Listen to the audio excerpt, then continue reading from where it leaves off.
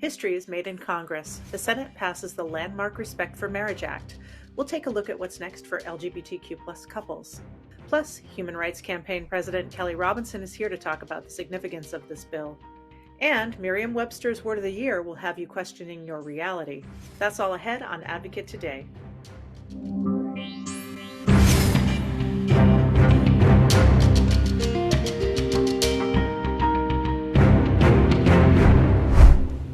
Welcome to Advocate Today. I'm Tracy E. Gilchrist.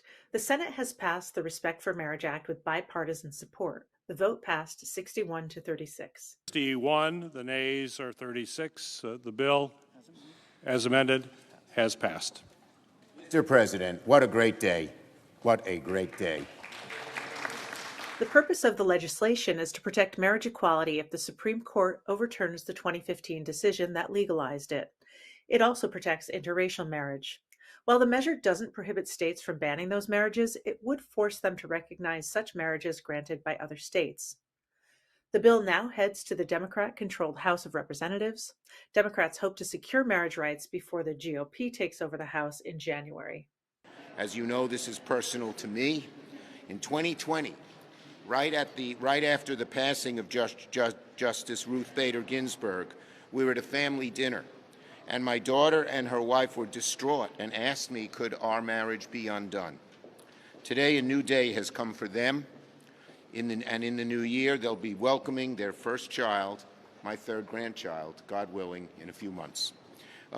With the passage of this bill, though, I think not just about them and the millions of Americans it'll impact, but about my future grandchild. That child will now grow up in a more accepting, inclusive and loving world, a world that will honor their mother's marriage and give it the dignity it deserves. The passage of the Respect for Marriage Act will provide more protections to ensure marriage equality, and it repeals the Discriminatory Defense of Marriage Act, which was passed in 1996. More than 71% of Americans support marriage equality, according to a recent Gallup poll.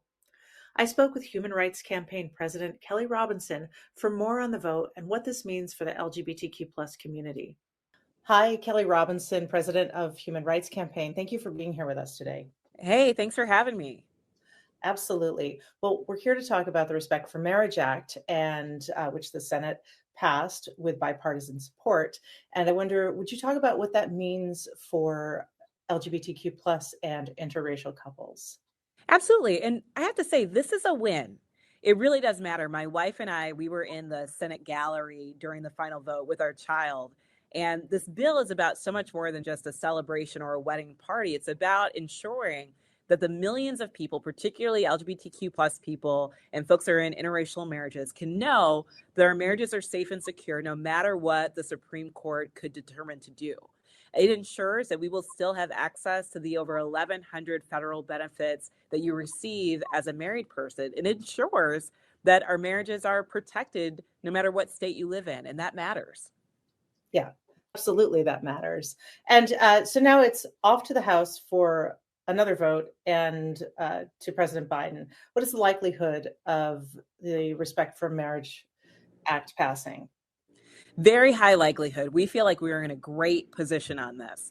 Initially, the bill passed the House with 47 Republicans supporting it, in addition to the Democrats. That is stronger bipartisan support than anything we've seen in recent times. And it's because of that support that we were able to move it through the Senate in the way that we were. So we're feeling very optimistic about the passage of this bill.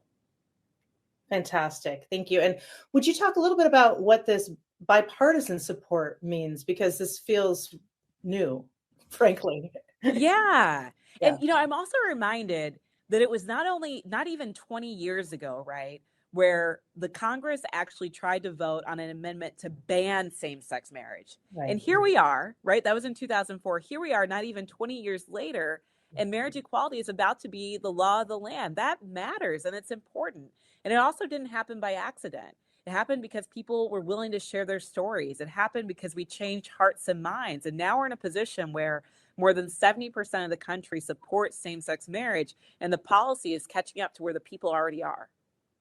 Yes, wonderful. And also, this will ensure that the Defense of Marriage Act is done and dusted, right? Would you talk about how that works? That's right. It is a full-throated repudiation of the Defense of Marriage Act, which is very, very important to note. Because really, we were living in a world where the Supreme Court decision of Obergefell and Windsor were the things that were ensuring that we had the right to marriage in this country, regardless of who you love. Now we're ensuring that that right is not only something that's been acknowledged by the Supreme Court, but is also codified into law. And look, this matters even more now. I feel like there's an increased urgency because we know that this year the Supreme Court overturned Roe, right? Law that was in place for nearly 50 years that affirmed a person's ability to make the decisions that were right for themselves and their body, ensured our right to abortion access. When that was overturned, the Supreme Court, specifically Justice Clarence Thomas, said that he encouraged the court to also relook at the precedent pieces of landmark decisions that had affirmed our right to marriage. That's why there was an urgency here to actually codify this into law. Yeah, it was a real wake-up call for sure. The religious freedom piece of this act, would you talk a little bit about that? I mean, when I look at it, I'm wondering, does this mean that religious institutions can discriminate against married LGBTQ plus and interracial couples? That's a great question. And I know folks are holding a lot of concern there. What I will say is that the Respect for Marriage Act, even with the amendment that's been offered, it maintains the status quo, right? And it ensures that if you have engaged in a legal wedding in the place that it occurred, that your marriage is going to be valid no matter what the Supreme Court does or what state that you happen to live within. That said, we still know that sometimes religious institutions are actually able to discriminate against us in all kinds of ways. There's so much more work to be done, not only here on this law, but also as we look towards state fights where we can anticipate a lot, really a wave of anti-LGBTQ plus laws moving. Yeah, well, I wanted to ask you about that. I mean, we've already seen many anti-LGBTQ plus laws this past couple of years, some that seek to erase our identities and some that are incredibly harmful. Would you talk about the Respect for Marriage Act and this vote in that kind of larger timeline of what's been happening and what this vote means in respect to the anti-LGBTQ plus laws that have been in the works? Absolutely. Yeah. And that's so important because even though this bill is historic and it's so important and meaningful for millions of people in this country, it also doesn't change the reality that so many LGBTQ plus people are living in states and communities where they are experiencing fear. We are experiencing a crisis. I mean, we just saw the violent attack at Club Q, right? Just days ago. And we continue to see violent political rhetoric from politicians and, political pundits like Tucker Carlson. And all of that is leading to real life violence in our lives. So I don't want to lose. Our communities are experiencing a crisis. Really, one of the places that we're looking at next to tackle this fight is at the state level. We've already seen states pre-file dozens of bills attacking trans youth, attacking the ability for folks to get age-appropriate, gender-affirming care. This fight is far from over, and we have to make sure we're looking directly at the states and particularly the actors and the people that are putting these bad bills forward.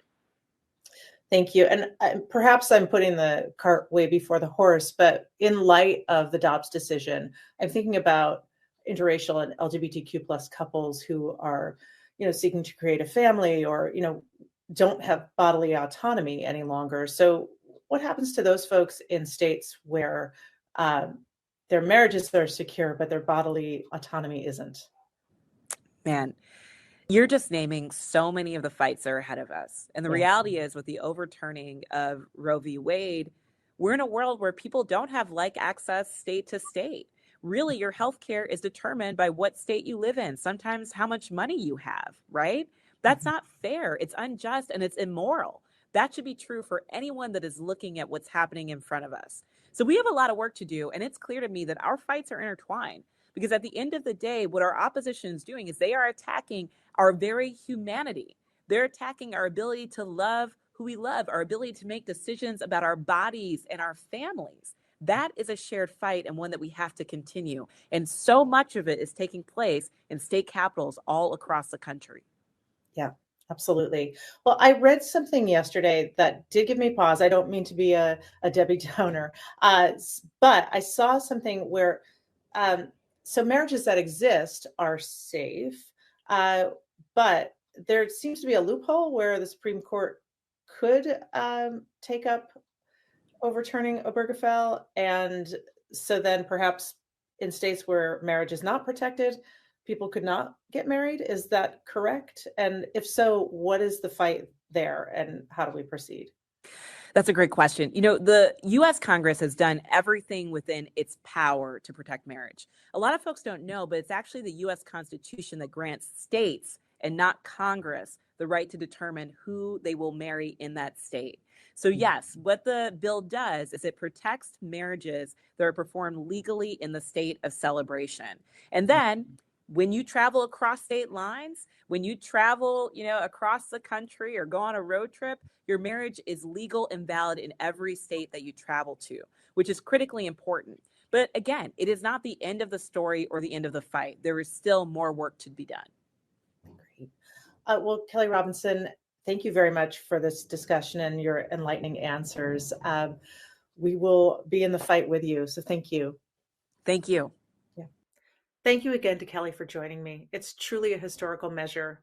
And in this age of political strife and debate, many words have been thrown across the aisle, but one is reigning supreme in 2022 with Merriam-Webster's word of the year: gaslighting. The publishing company says gaslighting is the act or practice of grossly misleading someone. The word's origin comes from the name of a 1938 play and later a 1944 film starring Ingrid Bergman and Charles Boyer, involving a man who tries to make his wife believe she's going insane. One of his tricks is to make the gas lights in the house dim and then deny the lower lighting to his wife, leading to her not trusting her own perceptions. In today's climate, the word has taken a life of its own, being used in many settings and circumstances, from the debate floor to the dinner table. That's all the time we have, and no, I'm not gaslighting you. You can now visit theadvocatechannel.com for more content and coverage. The Advocate Channel is also available now wherever and however you stream. I'm Tracy E. Gilchrist. I'll see you next time.